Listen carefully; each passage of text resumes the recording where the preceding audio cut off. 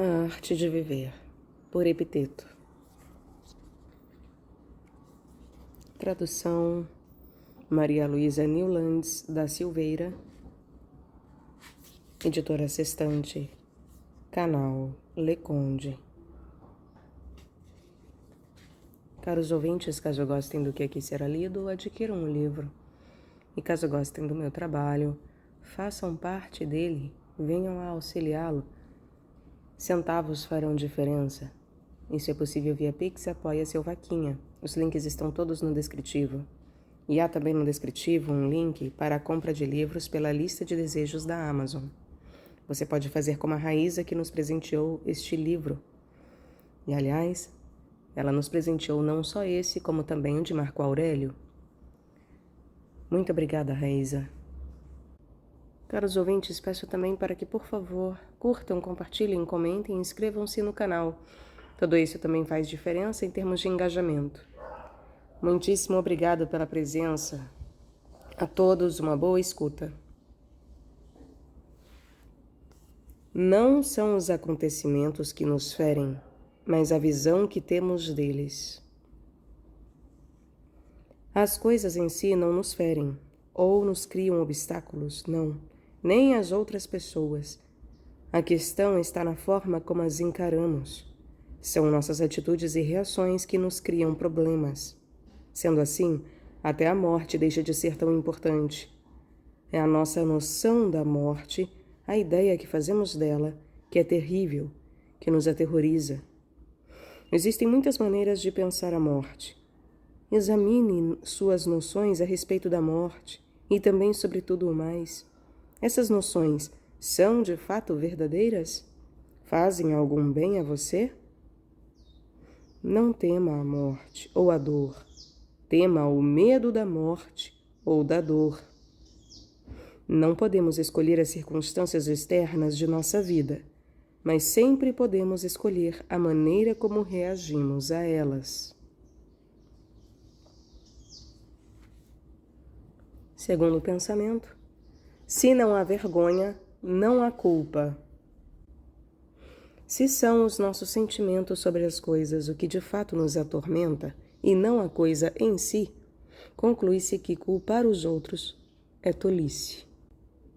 Portanto, quando sofrermos reveses, perturbações ou desgostos, não culpemos jamais os outros, mas nossas próprias atitudes.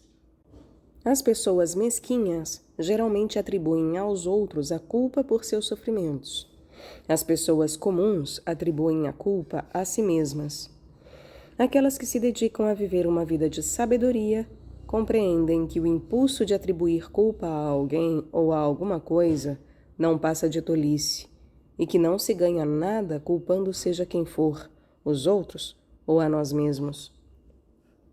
Um dos sinais que indicam o início do progresso moral é a extinção gradual da culpa.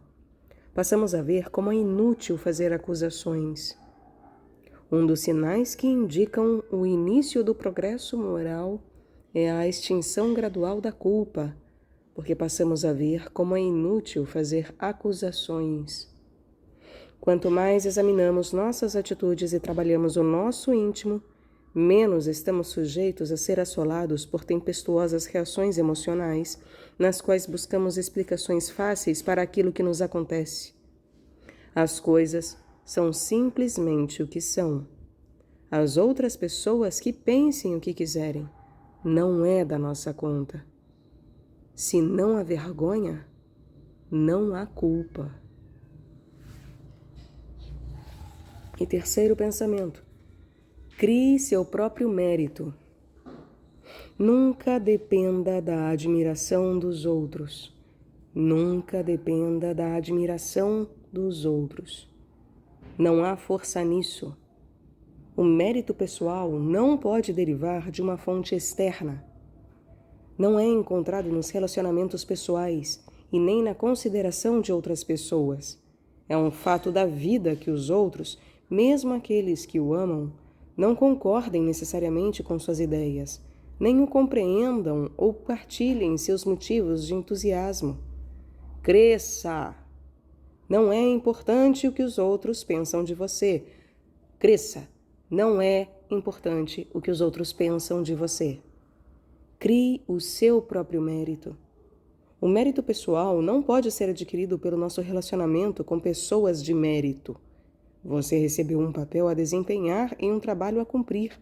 Faça o bem agora.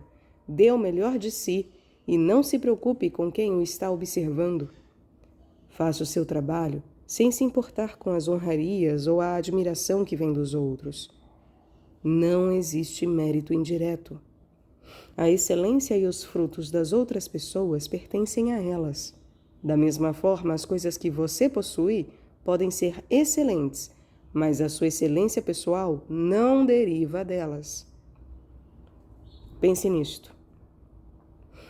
O que é realmente seu, hein? O que de fato lhe pertence?